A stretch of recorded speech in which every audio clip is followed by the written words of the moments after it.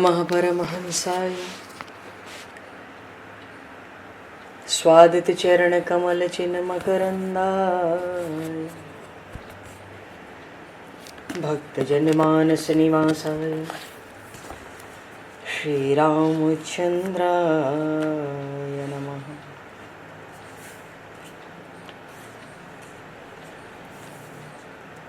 वंदे विदेहतनया पदपुंडरीकं केशौरसौरभसमाहत योगिचेतं हन्तुं प्रतापमनिशं मुनिहंससेव्यं सन्मानशालिपरिपीत परागपुञ्जम्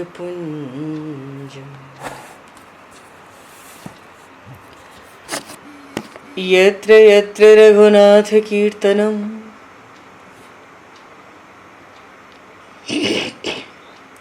तत्र तत्र कृतमस्तकाञ्जलिं बाष्पवारि परिपूर्णलोचनं मारुतं नमत राक्षसान्तकं कुन्द इंदुसमदेह उमारमण करुणायन जाहि दीन परनेह करहु कृपा मर्दन मयन।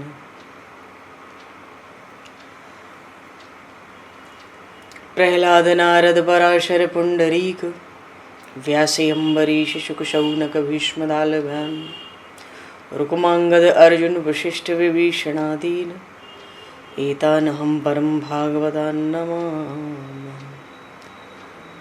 श्री सीतानाथ समारंभां श्री रामानन्दार्य मध्यमाम् अस्मदाचार्य पर्यन्तां वन्दे गुरु परम्पराम्।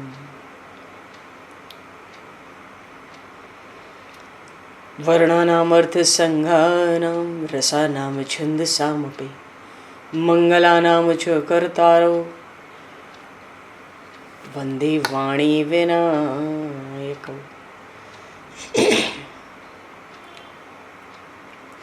नान्यास्पृहा रघुपते हृदये स्मदीये सत्यं वदामि च भवान् किलान्तरात्मा भक्तिं प्रयक्ष रघुपुङ्गवनर्वरां मे कामादिदोषरहितं कुरु मानसं च। भक्त भक्ति भगवंत गुरु चतुर्नाम वपु एक तिनके पद वंदन के नाशहि विघ्न अनेक। बंधु तुलसी के चरण जिनकी न्यो जग काज कल समुद्र घोरत लगो प्रगट्यो सप्त जहां। श्री गुरु चरण सरोज रज निज मन मुकुर सुधार वर्णो रघुवर विमल यश जोदायक फलचार। हरिशरण श्री राम जय राम जय जय राम।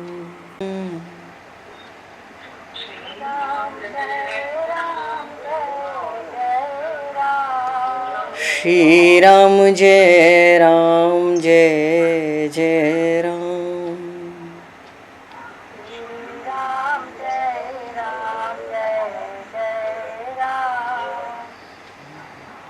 जय सिया राम जय जय हनुमान।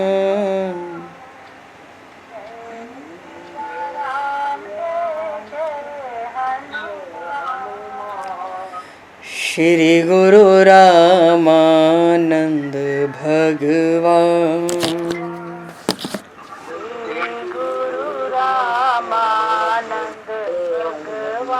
श्री गुरु रामानंद भगवान।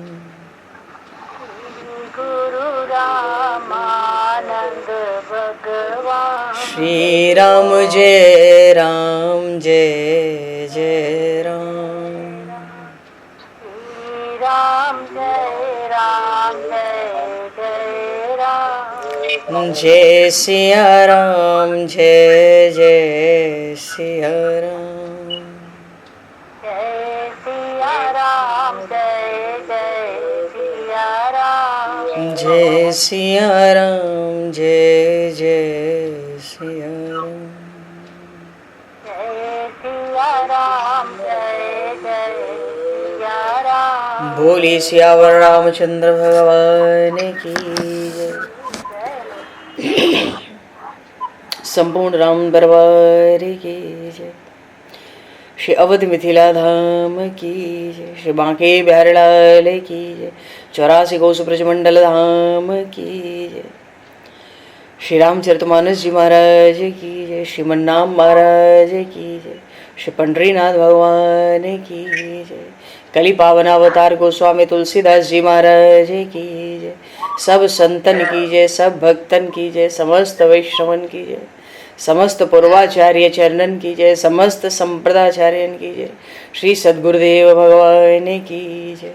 गंगा मैया की जय, जमुना मैया की जय, सरजू मैया की जय, गौ माता की जय, तुलसी माता की जय, पृथ्वी माता की जय, एकाशी महारानी की जय। जय जय श्री सीताराम जय जय श्री राधेश्याम। नमः पार्वती पते हर हर महादेव। हरि शरणम। अनंत कोटि ब्रह्मांड नायक सर्वेश्वर पूर्ण परात्पर ब्रह्म असंख्य कल्याण गुणगणलय भक्तवांशा कल्पतरु शरणागत वत्सल भक्त वत्सल दीनबंधु दया सिंधु श्री कौशल्य आनंद वर्धन श्री दशरथ नंदन श्री जानकी कंठभूषण भगवान श्री सीताराम जी महाराज की असीम कृपा करुणा से श्री हनुमान जी महाराज की परम पावन भावमयी सन्निधि में महापुरुषों की भावमयी उपस्थिति में एवं आप सभी श्रद्धालु भक्त वैष्णवों की मंगल सन्निधि में मानव जीवन का सर्वोत्कृष्ट फल भगवत गुणगान भगवत कथा का आनंद हम सभी श्री राम कथा के माध्यम से प्राप्त करने जा रहे हैं। सर्वप्रथम आप सभी भक्त जनों के श्री चरणों में भगवत भाव से सादर वंदन सादर नमन। आप सभी को यथा योग्य जय सिया राम जय जय श्री राधे हरि श्याम जय श्री राम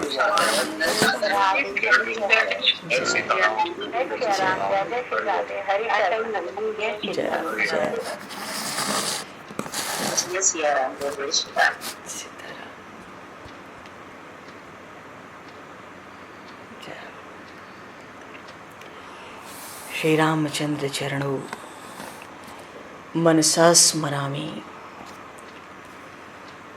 श्री रामचंद्र चरणों वचसा गृणामि। श्री रामचंद्र चरणों सरसा नमामि। श्री रामचंद्र चरणों शरणं प्रपद्ये। माता रामो मत्पता रामचंद्रः स्वामी रामो मत्सखा रामचंद्रः सर्वस्वं मे रामचंद्रो दयालुर नान्यम जाने नैव जाने न जाने। मंगलम कौशलेन्द्रस्य महनीय गुणालये चक्रवर्ती तनुजाय सार्वभौमाय मंगलम। रामं रामानुजं सीतां भरतं भरतानुजं सुग्रीवं वायुसूनं च प्रणमामि पुनः पुनः। नमोस्तु रामाय सलक्ष्मणाय दिव्यै च तस्मै जनकात्मजाय। बोलिए सियावर रामचंद्र भगवान की जय।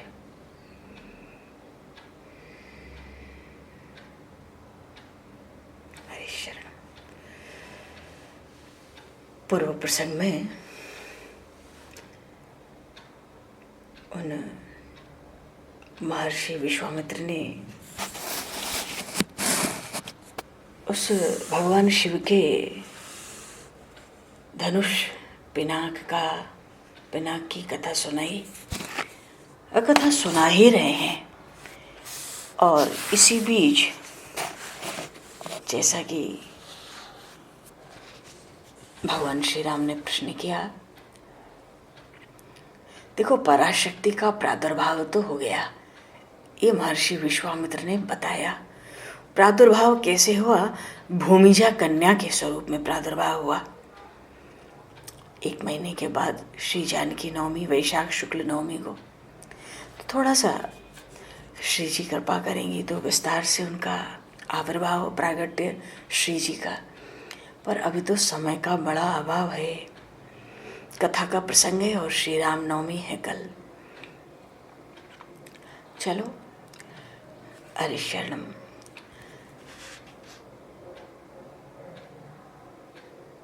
तो महर्षि विश्वामित्र ने कहा, वत्स रामभद्र, ये महाराज सिरध्वज जनक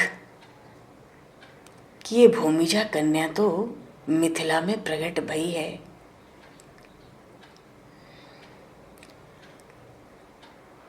और कहते हैं कि भगवान शिव का वो चिन्मय धनुष पिनाक उसके लिए बड़ा लघु और बड़े अल्प भार का बन गया था।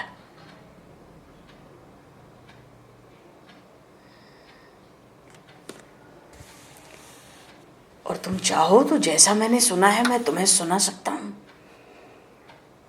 अरे महर्षि विश्वामित्र तो त्रिकालज्ञ हैं, नेत्र बंद करेंगे और उस दृश्य को देख देख कर कथा सुनाते हैं। ऐसा विलक्षण, ऐसा अद्भुत रस है इस कथा में।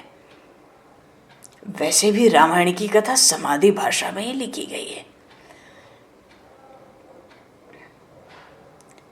तो महर्षि विश्वामित्र कहते हैं, हुआ क्या, महाराज जनक की ये जो भूमिजा कन्या जब से प्रकट भई है मिथिला में, तो तब से सब ब्रह्मा आदि देवता, ऋषि मुनि गण, परमहंस जन सबकी सेविता हो गई है ये मिथिला। मिथिला तो आनंद की भूमि हो गई है। बोलिए श्री मिथिला धाम की जय। और शील और सौंदर्य, सौकुमार्य, वो तो सभी के हृदय की निधि है ना। वो श्री राम वल्लभा, श्री जनक नंदिनी, श्री किशोरी जी, लाडली जी, वो तो सभी के हृदय की निधि है। बड़ा संकोचशीला स्वभाव। बचपन में भी कोई चांचल्यता, चपलता तो थी ही नहीं। और बड़े बड़े देवताओं की, ऋषियों मुनियों की तो वो श्री भूमिजा कन्या आराधनामयी है।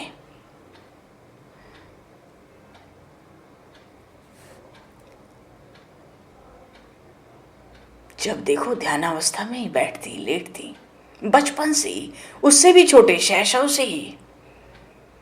और इतना कहते कहते महर्षि विश्वामित्र श्री जनक नंदिनी की महिमा का गुणगान करने में तन्मय हो गए। आनंद हुआ। श्री राम तो एकाग्रचित्त होकर सुन ही रहे थे, पर लक्ष्मण जी को तो लगता, आहा, मेरी आराध्या की महिमा का गान हो रहा है। गुरुजी मेरी आराध्या की महिमा का गान कर रहे हैं। मानो गुरुजी से कहना चाहते हैं कि उन श्री महिमामयी के चरण दर्शन का सौभाग्य मिल सकता है क्या, पर कह नहीं पाए लक्ष्मण जी। महर्षि विश्वामित्र ने बताया कि भगवान शंकर का जो धनुष है ये जनक के राजकुल में आराध्य का प्रतीक है, मानो साक्षात भगवान शिव का स्वरूप। और उसी तरीके से ये पूजित होता है नित्य। देखो मूल प्रसंग तो ये है कि वो धनुष हल्का कैसे हो गया उन भूमिजा कन्या के लिए। गुरुजी कहते हैं वो जो पनाग था मिथिला में, उसकी सेवा परिचर्या तो स्वयं महारानी सुनैना करती थी। और महाराज जनक नियम पूर्वक उसकी अर्चना, नित्य पूजा करते थे। मानो पूजा के पहले की सब तैयारी महारानी सुनैना और नित्य अर्चन पूजन महाराज शिरध्वज जनक करते थे। कि एक दिन महारानी सुनैना ने अपनी बड़ी कन्या, बड़ी का अर्थ ही है भूमिजा, क्योंकि उर्मिला छोटी है, वो जनक जी की खास कन्या है। तो बड़ी कन्या से, उन भूमिजा से श्री जी से बड़े स्नेह पूर्वक कहा कि देखो तुम्हारे पिता स्नान करके अपना नित्य कर्म करके आएंगे, उसमें लगे हैं, फिर वो वहां से निवृत्त होते ही अपने नियम से इस पिनाक का पूजन करेंगे। तो तुम आज धनुष की मंजूषा स्वच्छ कर दो और पूजन की सब सामग्री वहां सजा दो। मंजूषा का अर्थ है जहां वो धनुष रखा था, बड़ा भारी स्थान था वो, क्योंकि धनुष ही बड़ा विशाल बड़ा भारी था और धनुष की महिमा वहां सब जानते थे। पर ये छोटी छोटी कन्याओं को वो क्या जाने कि ये भी कुछ जानती है। उन्होंने कहा बस मंजूषा को साफ करके रखने का स्थान जो है उसको साफ करके अंदर बाहर थोड़ा पूजन की सब सामग्री की व्यवस्था कर लो, जाओ सजा दो सब। बड़े उत्साह से आज राजनंदिनी जय जय श्री जानकी अवध महारानी जू की, जय जय श्री जानकी अवध महारानी जू की। वो अवध की महारानी अभी तो राजनंदिनी है। बड़े उत्साह से वो राजनंदिनी ने माता का आदेश स्वीकार कर लिया, सब पूजन का सामान सामग्री प्रस्तुत किया, लेकर के धनुष के पास गई। अच्छा, जो जितने महान होते हैं ना, उनके प्रत्येक कर्म में उतनी सावधानी भी होती है और उस प्रत्येक सावधानी का उनको बड़ा सहज अभ्यास होता है। किसी काम को छोटा समझ के उपेक्षा नहीं करते। सिया जी के तो स्वभाव में ही कहीं प्रमाद सुना ही नहीं गया। अब उन्होंने पिनाक की धनुष की मंजूषा स्वच्छ करना आरंभ किया तो उनको लगा कि जहां धनुष है उसके बिल्कुल पास का भाग बहुत समय से स्वच्छ नहीं हुआ। अरे हजारों वीर लगते थे मिथिला में, तो थोड़ी टस से मस होती थी वो मंजूषा, धनुष नहीं मंजूषा। तो आज उन जनक नंदिनी को, राजनंदिनी को लगता है बहुत समय से ये मंजूषा में धनुष के पास रखी हुई जगह स्वच्छ नहीं हुई। तो धनुष को हटाए बिना वो स्थान स्वच्छ तो किया नहीं जा सकता। उन राजनंदिनी भूमिजा कन्या ने सहज भाव से धनुष को बाएं हाथ से उठा के रखा। रखा कहाँ? हाथ में रखा। बाएं हाथ से धनुष को उठा लिया। बोली श्री जानकी मैया की जय, श्री सिया महारानी की जय। त्रिभुवन में 14 भुवन में ऐसा कोई वीर नहीं जो धनुष को हिला दे। हिला दे तो उठा ले, और उठाया भी सहज। अरे इसको उठाओ, मानो जैसे कोई छोटा सा तृण हाथ में उठा ले, कहीं पड़ा है हाथ से उठा लिया और नीचे सफाई करने लगे, तो तृण पर ध्यान नहीं जाता कि मैंने हाथ से तृण उठाया है। ऐसे ही वाम हस्त से धनुष उठा लिया और सहज हाथ में ही उठा के रखा, कहीं और नहीं रखा, आवश्यकता ही नहीं लगी, वो तो तृण जैसा मालूम पड़ता। और दाहिने हाथ से मंजूषा को बहुत अच्छी तरह से साफ कर दिया। देखो, कृपा तो शंकर भगवान की भी है। बोलिए श्री शंकर भगवान की जय। भगवान शिव आशुतोष भोलेनाथ हैं, उनका धनुष भी तो उन्हीं की प्रकृति का होना चाहिए ना। उस सुकुमारी राजनंदिनी, उस भूमिजा कन्या, उस बालिका की सहज श्रद्धा है ना, उनकी स्वाभाविक रुचि देखकर कि मंजूषा की सफाई करना चाहती है। अल्प भार, अल्पाकार हुआ होगा नहीं, रामभद्र हो गया।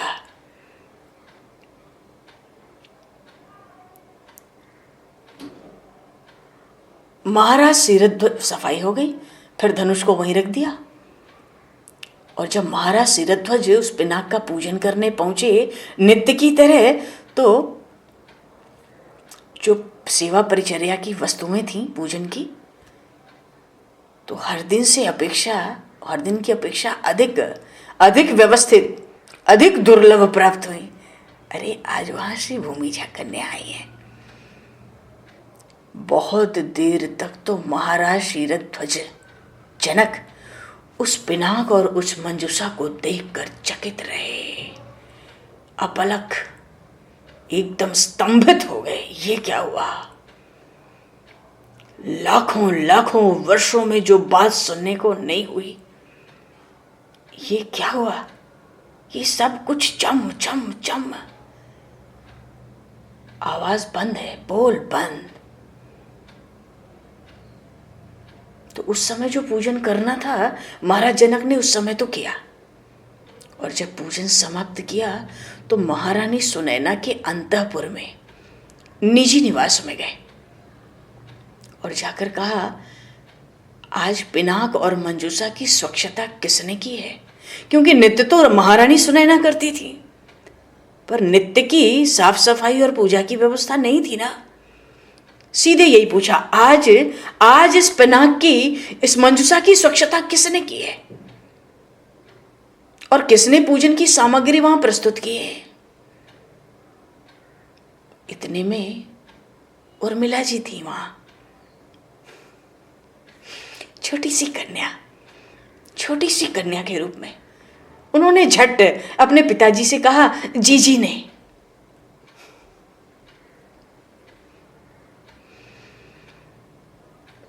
ये कौन है? ये श्री सियाजू की अनुजा बालिका उर्मिला। कहती हैं जीजी ने की, माँ ने उन्हें भेजा था। महारानी सुनैना कहती है, शंका हो गई। यार शंका भीतर क्यों?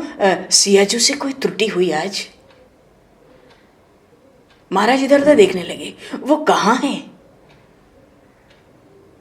अपनी पूजा में लगी होगी। उर्मिला जी कहती हैं, बुलाऊं उनको? क्यों? अपनी जीजी के साथ सदा ही लगी रहती थी। उर्मिला जी बाल्यावस्था से ही अपनी जीजी पर प्राण देती थी। क्यों? उनकी जो अपार स्नेहशीला है वो। उनको लगा मेरी जो अपार प्रेममयी जीजी हैं, पिताजी संभवतः आज उनको डांट ना दें। उनको सावधान करने के लिए पहले ही दौड़ गई। महाराज जनक कहते हैं, पिनाक मंजूषा तुमने स्वच्छ की? बड़े विनय से श्री किशोरी जी ने प्रणाम किया पिता को। प्रणाम किया तो मस्तक पर हाथ रख के आशीर्वाद तो दे रहे थे।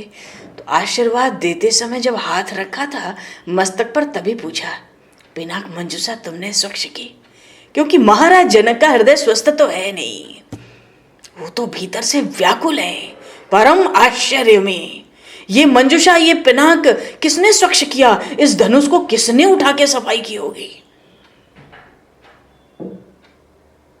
तो आशीर्वाद देने के लिए हाथ उठाना तो उर्मिला जी को संतोष हुआ। वो बड़ी नन्ही सी हैं, उनको बड़ा संतोष हुआ। चलो ठीक है, कोई ज्यादा बात नहीं है। धीरे से अपनी जीजी से कहती हैं, जीजी डरना मत। पिताजी डांटेंगे तो मैं उनसे बात करूंगी, मनो में झगड़ लूंगी। आप कह देना कि माँ ने कहा था मंजूषा की सफाई करनी है, तो माँ ने सिखाया तो नहीं ना कि कैसे करनी है। कोई भी त्रुटि हुई हो जीजी, आपका तो कोई अपराध नहीं है, आप कह देना।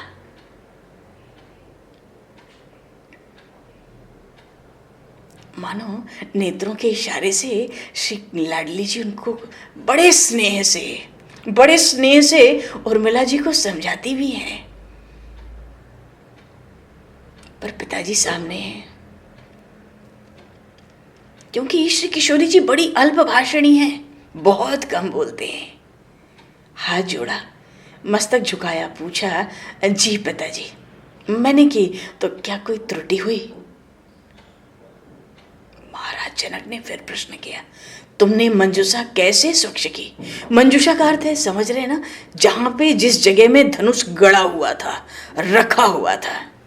कोई कितना विशाल होगी वो मंजूषा, जो धनुष इतना विशाल था, जिसका नित्य पूजन अर्चन होता था। महाराज पूछते हैं, तुमने मंजूषा कैसे स्वच्छ की? श्री लाडली जी कहती हैं, मंजूषा धनुष के अत्यंत समीप जो स्थान था वो स्वच्छ नहीं था, वहां धूली बहुत थी। तो पूजन का जो जल था उसमें मिलकर वहाँ मानो बड़ी मलिन सी रेखा बन रही थी। और फिर धनुष को उठाए बिना वो स्थान किसी भी प्रकार स्वच्छ होने की वहाँ कोई संभावना भी नहीं थी। देखो, भोली सी राजनंदिनी, ये भूमिजा कन्या, राजकन्या ने कहा, पिताजी इसलिए मैंने अपने वाम हाथ से धनुष उठाकर अपने सीधे हाथ से वो स्थान स्वच्छ किया। पर पिताजी सच्ची बात है, मैंने धनुष को और कहीं नहीं रखा, मंजूषा में ही रखा, जो उसका स्थान था यथास्थान ही स्थापित कर दिया। महाराज जनक की आंखें फट गई, चौंक उठे। तुमने धनुष उठाया? अब तो महारानी सुनैना भी कांप उठी, मानो ये सियाजू क्या कह रही है विश्वास नहीं होता। 14 भुवन 3 लोक में ऐसा कोई नहीं है जिसको उठा ले पूरी तरह से। हिलाने वाले तो हैं 2-4, हाँ हिलाने वाले हैं 2-4, पर उठा ले वो भी वाम हाथ से।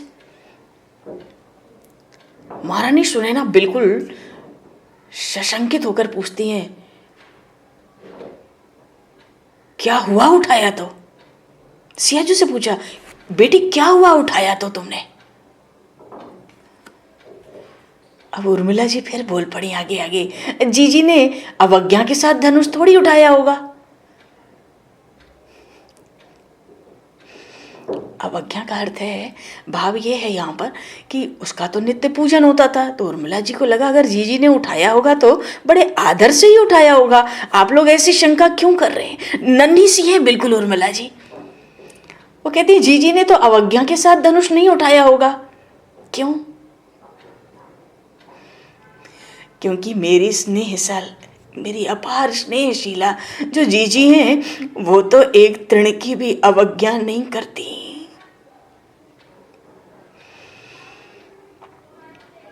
वो एक तृण की भी अवज्ञा नहीं करती, तृण का भी अनादर नहीं करती। फिर नित्य पूजे जाने वाले धनुष की अवज्ञा कैसे होगी? मानो कहना चाहती है मां से उठाया तो उठाया, ये क्या प्रश्न हुआ कि उठाया तो क्या हुआ?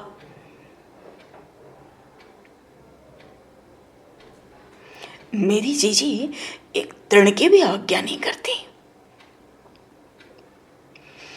और फिर मां, तुमने धनुष उठाने के लिए तो मना किया नहीं था।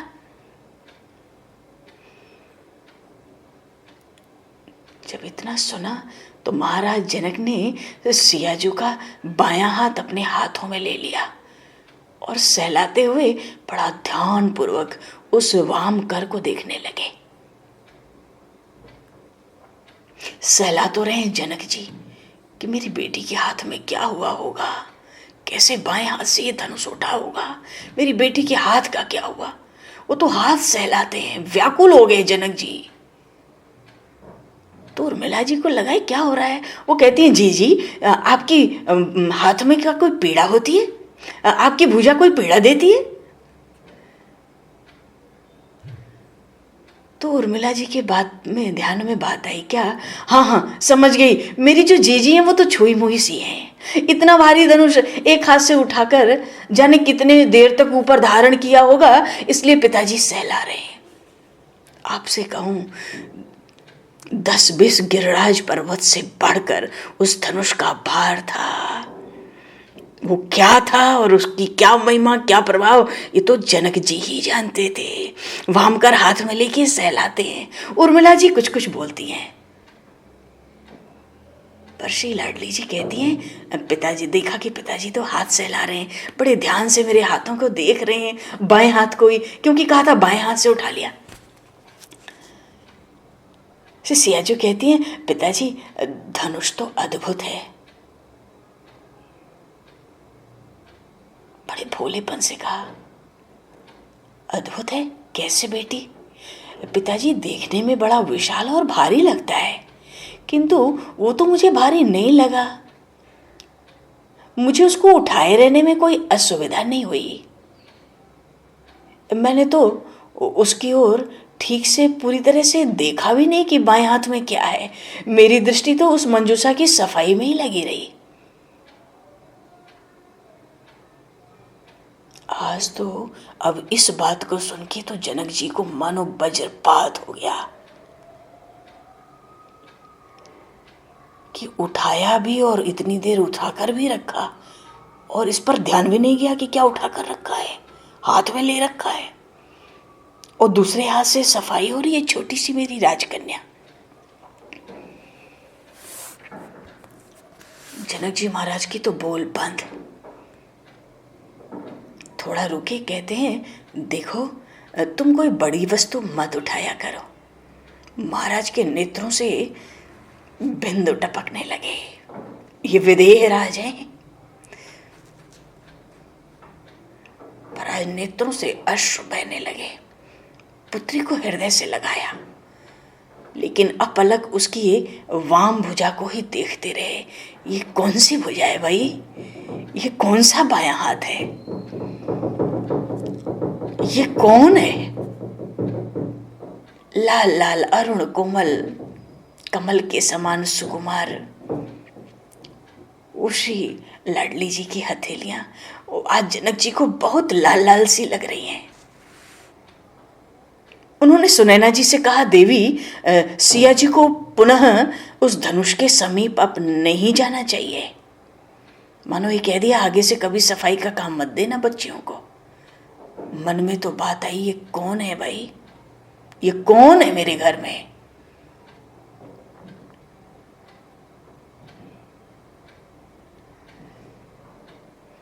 पर सुनैना जी तो महाराज जनक से कहती हैं कि हमारे जो आराध्य शिव भगवान हैं उनकी असीम अनुकंपा है कि आज मेरी पुत्री हमें सकुशल दिख रही है।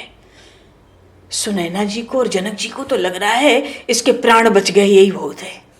और ये कहती है उठा के रखा, सफाई की और ध्यान भी नहीं गया कि बाएं हाथ में कुछ उठा के रखा है। इतना सहज, पिताजी ये तो देखने में ही भारी लगता है, बड़ा विशाल, ऐसा कुछ नहीं था। ये तो महाराज जनक महारानी सुनैना भीतर से व्याकुल है। चलो हमारी लड़की तो सकुशल है ना, ठीक है।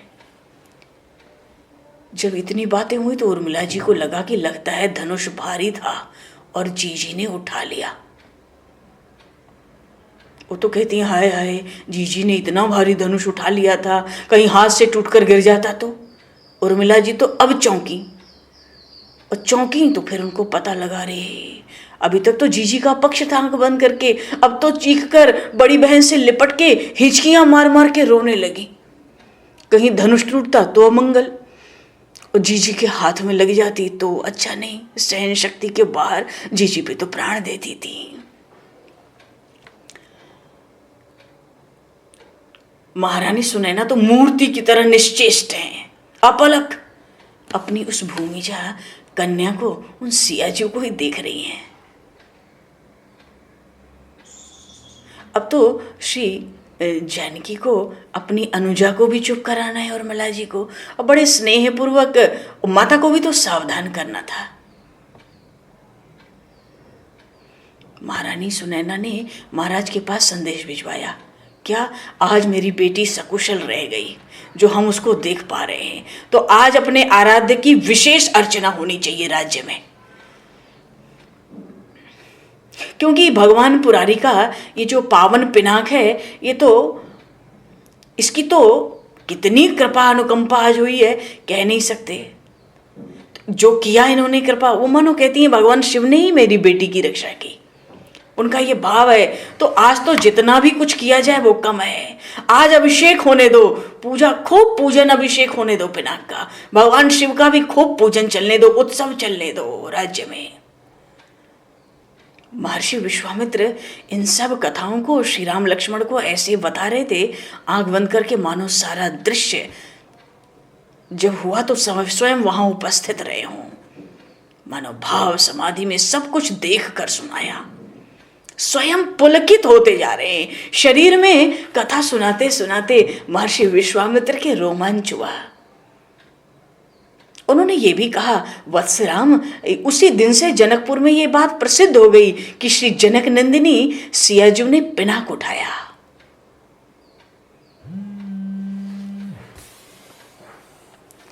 तो इससे पता चलता है, इससे पता चलता है ना कि वो पिनाक चिन्मय है। श्री राम वो अब कभी कभी अल्प आकार का हो जाता है, कभी कभी वो अल्प भार भी हो जाता है। देखो जैसे उस भूमिजा जनक कन्या के लिए हो गया, उस पिनाक में ये भी बड़ी विलक्षणता है। लेकिन भाई जिस दिन से उन भूमिजा ने पिनाक उठा लिया, महाराज जनक के तो रात की नींद उड़ गई। क्यों? इनके अनुरूप वर कहाँ मिलेगा। उनके चित्त में उसी दिन प्रश्न उठा। अब ये भूमिजा सुता तो प्राणों से अधिक प्रिय थी महाराज जनक को। उनका शील, उनका सौंदर्य अद्वितीय है, ये तो ठीक है, और उत्तम कुल है, ये भी बात ठीक है। पराक्रमी राजकुमार भी बड़े सुंदर उत्तम कुल के और बड़े शील, बड़े सौंदर्यशील होते हैं, कुछ अद्वितीय भी होते हैं, ठीक है। पर महाराज जनक सोचते हैं कि पुरुष भले ही रूप में पत्नी के समान न हो, बल पौरुष में भी प्रबल न हो पत्नी से, पर फिर भी जिसने भगवान शिव का धनुष क्रीड़ा में ही उठा लिया, उठा ही नहीं लिया, उठाए रखा, और उठाए नहीं रखा, ध्यान भी नहीं गया कि उठा के रखा हुआ है, उसके उपयुक्त पौरुष संपन्न पात्र कहाँ मिलेगा। अब तो मन में चिंतित हो गए। तो त्रिभुवन में इस धनुष को उठाकर धारण कर सकें ऐसे समर्थ पुरुष बहुत नहीं थे त्रिभुवन में, पृथ्वी पर नहीं। तो जितने थे कि जो पुरुष इस पिनाक को हिला डुला सकते थे, उनमें से एक भी उनको ये नहीं लगा कि सियाजू के उपयुक्त है। और उठा भी कोई सकता है तो कुछ क्षण के लिए उठा सकता है।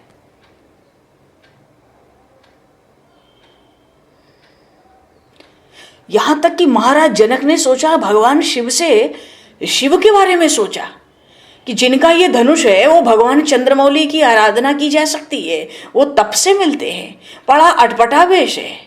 कितनी कठिन तपस्या की थी गिरिराज नंदिनी ने, तब जाकर उनको स्वीकार किया था।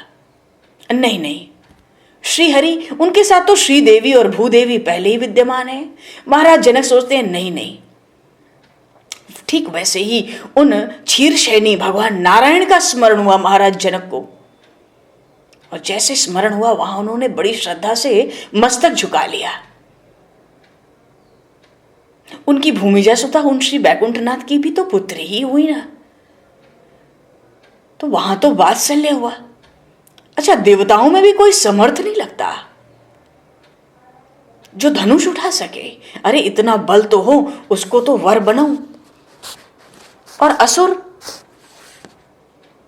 हाँ कुछ असुर हैं, रावण, बलि, राजा बलि, बाणासुर, तो क्या कन्या असुर कुल में देनी पड़ेगी। ये असुर भी पिनाक को उठाने में समर्थ तो हैं, मानो लगता है क्षण दो क्षण उठा ले तो भी बड़ी बात है, फिर भी पौरुष, बल पौरुष तो कम ही रहेगा मेरी कन्या से। और ये असुर भी तो भगवान उन नीलकंठ के ही तो आराधक हैं। हाँ, इन आशुतोष भगवान के आराधक एक प्रचंड पराक्रम धारण करने वाले कौन? परशुराम जी हैं। अरे नहीं नहीं, ये परशुराम भी क्षत्रिय द्रोही हैं, और फिर उन्होंने तो नैष्ठिक ब्रह्मचर्य ही स्वीकार कर रखा है, क्या लाभ। इतने प्रश्न, इतने विचार, इतने संकल्प विकल्प महाराज जनक के तो रातों की नींद उस दिन से चली गई। और रूप और गुण में तो महाराज जनक की ये भूमिजा कन्या स्वयं उन महालक्ष्मी को भी लज्जित करने वाली थी। और पिनाक को उठाकर तो अपनी अकल्पनीय शक्ति का परिचय भी दिया है। मन में महाराज जनक की अपार चिंता में तो डाल ही दिया है मन को, पर कोई समाधान सूझता भी तो नहीं है। क्या किया जाए। महाराज तो प्रयत्न में तुरंत लग गए। महारानी से कहा, महारानी क्या कहेगी, अरे आप ज्ञानियों को भी उपदेश देते हो, सुखदेव जैसे ज्ञानी भी सब आपके पास आके उपदेश लेते हैं, मैं क्या अपनी सहमति दूं। हाँ, सृष्टिकर्ता ब्रह्मा जी ने जिसने भी हमारी सिया जी को प्रकट किया है तो अवश्य ही इनके उपयुक्त वर भी सृष्टि में कहीं बनाया होगा। इतनी चिंता मत करो, कन्या के उपयुक्त वर सृष्टि में अवश्य होगा। महाराज जनक तो ज्ञानी है, सृष्टि का नियम बताया, विलक्षण नियम सुनाया कि अनेक बार, हे रानी, अनेक बार ऐसा होता है कि परस्पर पूरक नहीं मिल पाते स्त्री पुरुष, तो वैवाहिक जीवन में बड़ी विषमता होती है, बड़ा कष्टमय हो जाता है वैवाहिक जीवन। क्योंकि मनुष्य की पूर्णता, जीवन की प्रगति तो तभी होती है कि उसको एक ऐसी स्त्री मिले जिससे वो उसके अनुपूरक हो ना। पर अपनी कन्या सियाजू को पूरक वर मिले, हम कैसे ढूंढें? इनके गुरुदेव हैं महर्षि याज्ञवल्क। तो महाराज जनक ने मंत्रियों को, पुरोहितों को, अपने आचार्य महर्षि याज्ञवल्क को सबको बुलवा लिया। बैठे सब सभा में, समाधान कुछ मिले। महर्षि याज्ञवल्क ने कहा, राजन देखो, समस्या जो तुम्हारी उत्पन्न हुई है, कहां से उत्पन्न हुई है? इस पिनाक से, धनुष से। तो कन्या के उपयुक्त जो वर होगा, पात्र होगा, उसकी खोज भी ये पिनाक ही क्यों ना करे? ये पिनाक ही करेगा, धनुष। आप चिंता मत करो। वैसे भी ये पिनाक चिन्मय है, भगवान शिव का है। ये सब कुछ कर सकता है। महाराज जनक कहते हैं, गुरुदेव कैसे करेगा? कुछ तो आपके श्री चरण निर्देश करें, कैसे करेगा? पिनाक खोज तो नहीं करेगा ना। तो महर्षि याज्ञवल्क्य ने कहा, तो नहीं करेगा तो इस धनुष को खोज का माध्यम तो बनाया जा सकता है। सारी समस्या यहीं से आई है, यहीं हल होगा। खोज, उस सतपात्र श्रेष्ठ वर की खोज इस पिनाक के माध्यम से की जाए। महाराज कैसे?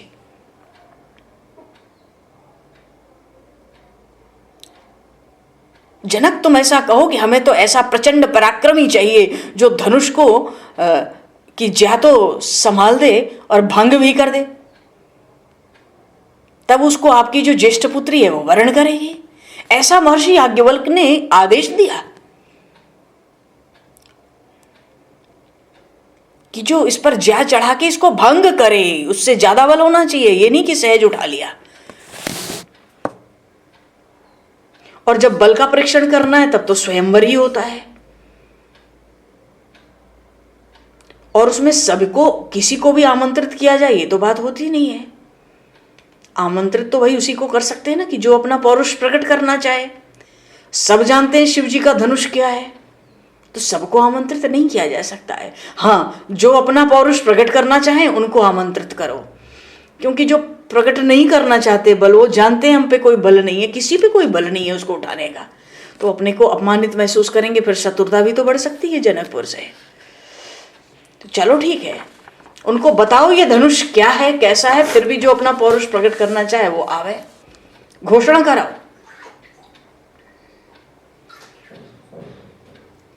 तो घोषणा होती तो जो जानते कि भाई तो ये टूटने का नहीं है वो घर बैठते, जो कन्या के साथ विवाह के लिए उत्सुक होते वो आ जाते। ये एक बार नहीं स्वयंवर हुआ, 3 बार हुआ। तीसरी बार में राम जी ने धनुष तोड़ा है। तो जनक जी ने तो अपने बंदियों को आज्ञा दी, भैया सब जगह जाओ, देश विदेश घोषणा करो, मेरी प्रतिज्ञा का प्रचार करो। सबने यात्रा की सब सुविधा हुई। अब तो अनुमान से भी जल्दी जनकपुर में अतिथियों का आगमन आरंभ हो गया। महाराज शिरध्वज जनक को ऐसी आशा नहीं थी। अरे भैया वो तो विवेक के भंडार हैं, ज्ञान के भंडार हैं, परम तत्वज्ञ हैं, वो ये अनुमान कैसे लगावेंगे कि जो अज्ञानी प्राणी है उसको कैसी आशा की फांसी में लटका हुआ है। महाराज की भूमिजा कन्या अपने सौंदर्य सद्गुण के लिए लोक में विख्यात हो चुकी थी।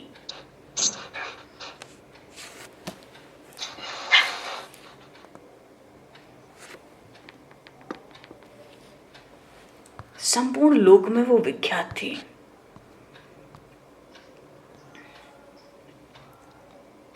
अब उनको प्राप्त करने की कामना में तो इतने आए कि तरुण तो आए, प्रौढ़ भी आए।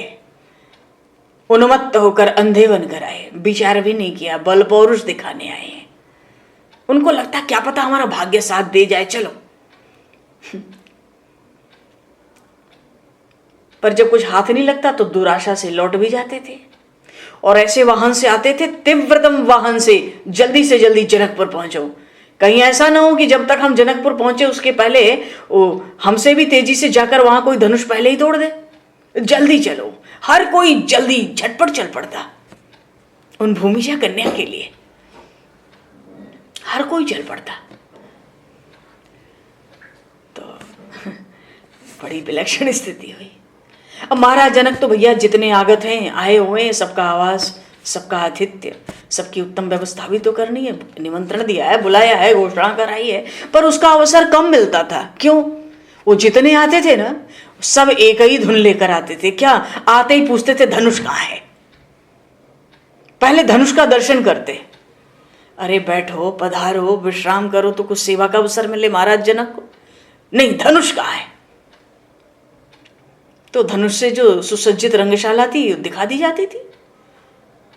अब बहुत कम लोग ऐसे होते थे जो अपने मार्ग का परिश्रम दूर करने के बाद धनुष देखने जाएं। ज्यादातर लोग सीधे धनुष के पास ही पहुंच जाते और बिना स्पर्श किए धनुष का दर्शन करके लौट आते। क्यों? अरे ये तो भगवान शंकर का लोक पूजित धनुष है।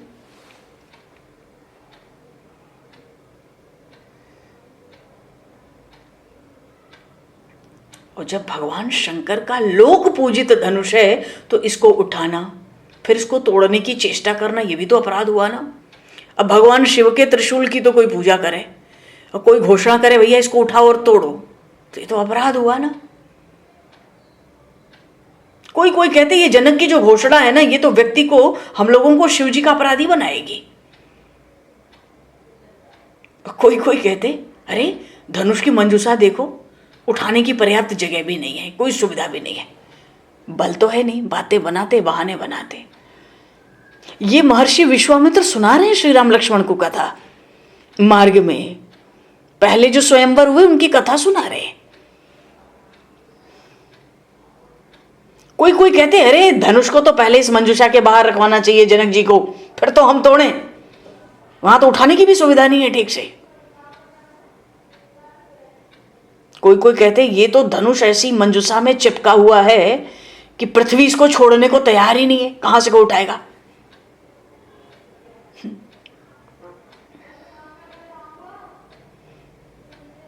कुछ तो इतने तमतमाते जाते, अरे धनुष कहां है वहां बताओ, तमतमाते जाते और बड़बड़ाते हुए लौट आते। जनक जी को कुछ कहते सुनते, कुछ जोर तो चलता नहीं, लौट आते। तो जनक जी ने जब वीरों से ये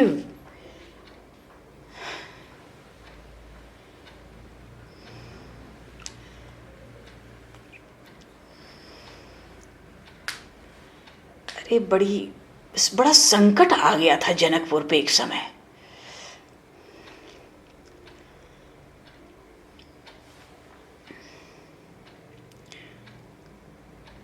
हुआ ये कि थोड़े समय बाद वहां आने वालों की संख्या घटने लगी। जो आते वो समझ जाते यहां तो कुछ होना नहीं है, जाते तो 100 लोग और जानते, तो आने वालों की संख्या घटने लगी। कितने तो मार्ग से भी लौट जाते, लोग बता देते क्या जा रहे हो, वहां बस अपमान है, हट जाओ, कोई गुंजाइश नहीं है। अब तो बहुत थोड़े नरेश ही, राजा ही महाराज जनक के वहां तक पहुंच पाते थे। कोई परिश्रम भी करे उतना भी तो अवसर नहीं था ना। और कुछ नरेश ऐसे थे, राजा सम्राट ऐसे थे जहां महाराज जनक ने निमंत्रण भिजवाया ही नहीं, घोषणा करवाई ही नहीं।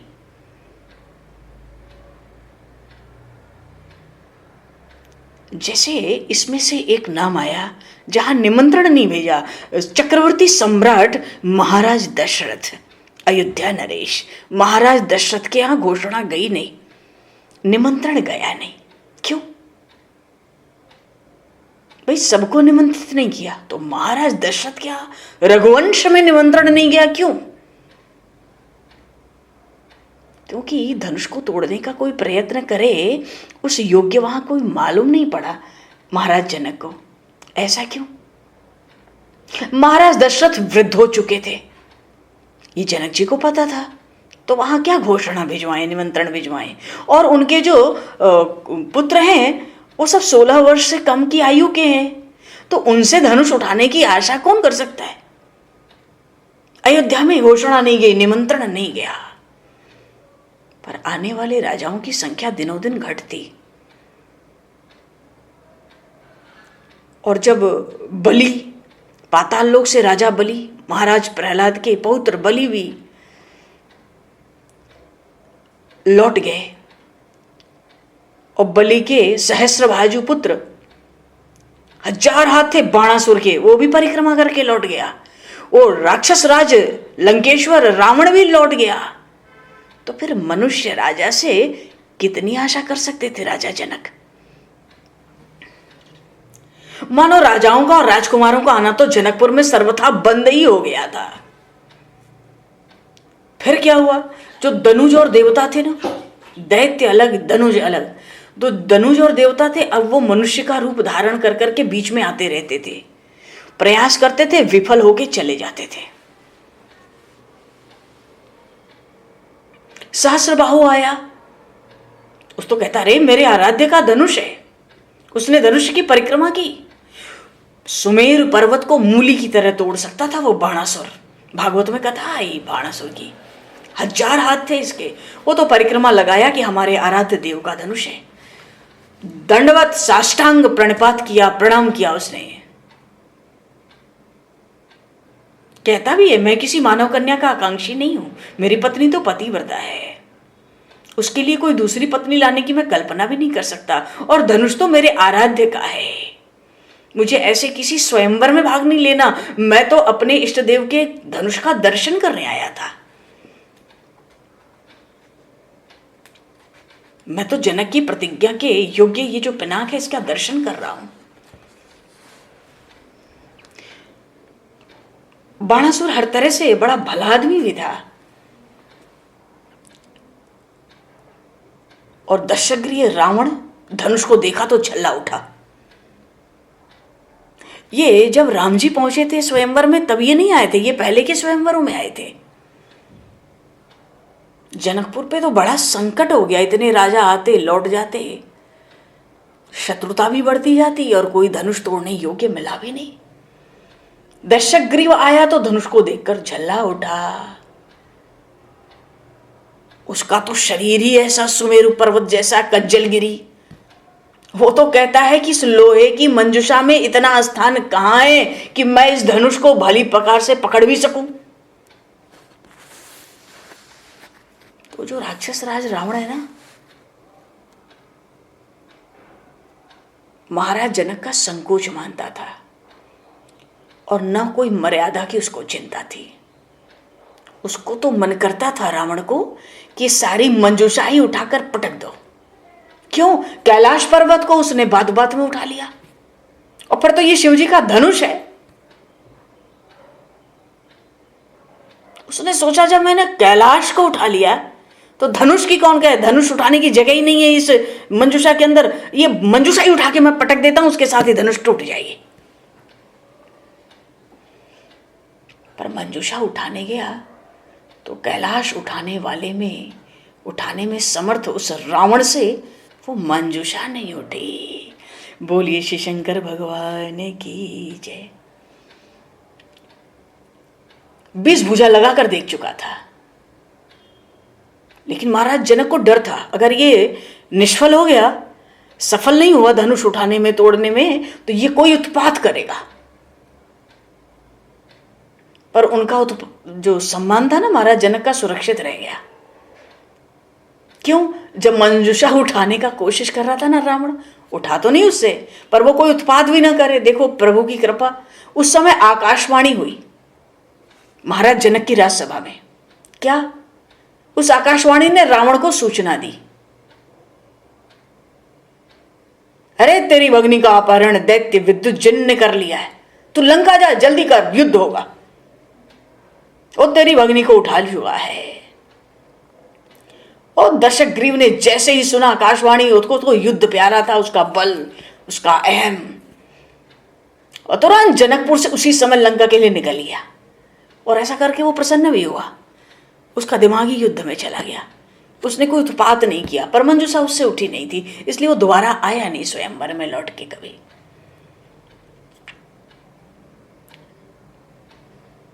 अच्छा, जितने राजा राजकुमार लौटे थे वो भीतर से तो अत्यंत दुखी और अपमानित अपने को मानते थे, क्योंकि धनुष टूटा नहीं, बहुत उछल उछल के ताव में गए थे।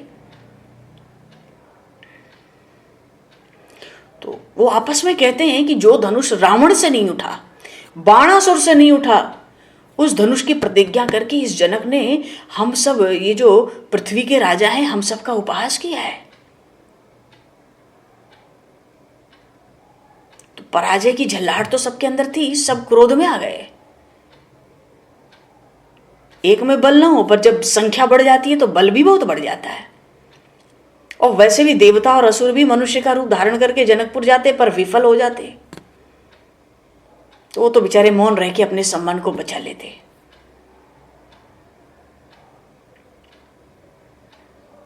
एक राजा था सुधन्वा, उसने सीधे बिना धनुष की बात किए राजा जनक से उनकी पुत्री मांगी। धनुष उठाने में तो असमर्थ हो गया, सीधे पुत्री मांगी उसने। अब उसकी मांग तो स्वीकार करना संभव नहीं है, वो तिलमिला गया तिरस्कार से। तो जो दूसरे पराजित लौटे थे ना, उन सबको भड़का दिया उसने, सबको साथ ले लिया और जनकपुर पर डेरा डाल दिया युद्ध के लिए, कि ये जनक ऐसी प्रतिज्ञा करता है, इसको अपनी कन्या किसी को नहीं देनी, ये तो बस हम लोग को अपमानित करता है। जहां बाणासुर रावण लौट गए, ये हमें अपमानित करता है।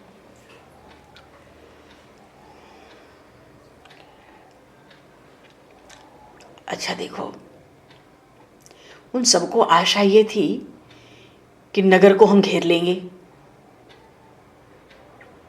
और जनक को उसकी प्रतिज्ञा तोड़ने पर मजबूर कर देंगे। तब उससे कहा जाएगा कि कन्या का तो तुम तत्काल स्वयंवर करो और हम में से जिसको चाहे वो वर्ण कर ले। ऐसा दबाव इस शीरध्वज जनक पर बनाना है। इस उद्देश्य से उन्होंने जनकपुर को घेर लिया था। और वो घेरा कितने दिन का था? पूरे 1 वर्ष का। उन दुष्ट राजाओं ने अपनी सेना सब मिलकर आए थे, जितने लौट कर गए थे, 1 वर्ष तक मिथिला नगरी से बाहर नहीं निकाली। तो हुआ क्या कि जो जनकपुरी थी उसके बाहर से कोई पदार्थ तो कोई वस्तु अंदर आती नहीं, और जनकपुरी के अंदर से कोई बाहर जा सकता नहीं था। न कोई भीतर जावे और न कोई बाहर आवे। तो भाई वस्त्र है, काष्ठ है, अन्न है, जल है, मधु है, शर्करा है, जो भी पदार्थ हैं, तो फिर तो कितने दिन चलेंगे। वहां की जो प्रजा है वो तो थोड़ा उत्पीड़न तो हो ही गया। अब प्रजा को पीड़ा तो वीतराग हैं, वो तो विदेहराज जनक, शीरध्वज जनक, बड़ी चिंता हुई। क्यों? न तो वो भोग चाहते हैं, न यश चाहते हैं। और उनके कुल की, देखो विदेहराज थे ना, कुल की परंपरा के अनुसार उन्होंने कभी बड़ी सेना रखी नहीं। उनके कुल में ही कभी कोई बड़ी सेना रही ही नहीं, क्योंकि सेना के ऊपर जो खर्चा होता था उसको व्यर्थ मानते थे। महान ज्ञानी है, वहां सेना का ज्यादा क्या काम। तो जनकपुर में कोई बड़ी सेना नहीं थी। अब महाराज क्या करें? इतने राजाओं ने मिलके घेर लिया है जनकपुर को, और 1 वर्ष तक।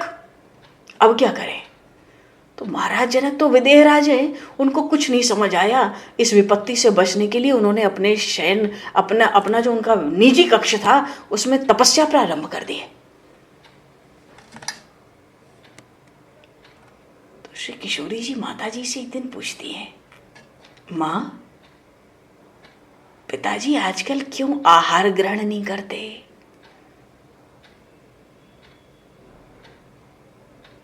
अच्छा, महाराज बिल्कुल निर्जल व्रत पे थे, ये बात सबसे छुपा कर रखी गई थी, पर भीतर वालों को तो पता था ना।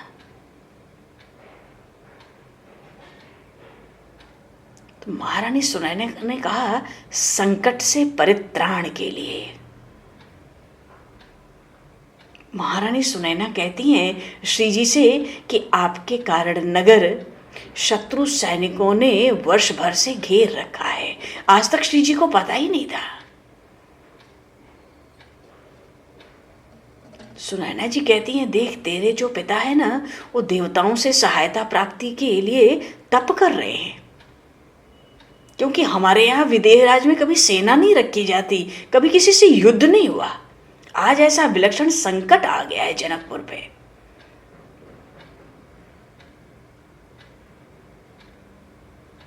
तो देवताओं से किस प्रकार की सहायता चाहिए पिताजी को, उन भूमिजा कन्या ने कहा। और कहते कहते उस भूमि सुता की भ्रकुटी थोड़ी कठोर हो गई, भौहें हल्की सी चढ़ गई ऊपर। शत्रुओं का संहार सुर कर देंगे, मैं प्रार्थना करूं। बोली श्री जनक नंदिनी की जय। हरिशरणम। समय हुआ बहुत, नहीं पड़ता, फिर जैसा अवसर होगा प्रसंग। चलो, सियावर रामचंद्र भगवान की जय, श्री जनक नंदिनी की। चलो, क्या समय को दृष्टिगत करते हुए हैं, 2 पल नाम बोल करके वाणी को विराम दिया जाए। अभी तो कल रामनवमी का महान पर्व है। हर इच्छा।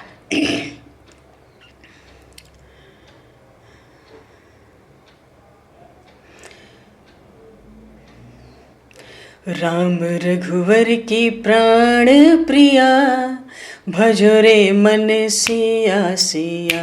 राम रघुवर की प्राण प्रिया, भजो रे मन सिया सिया। राम रघुवर की प्राण प्रिया, भजो रे मन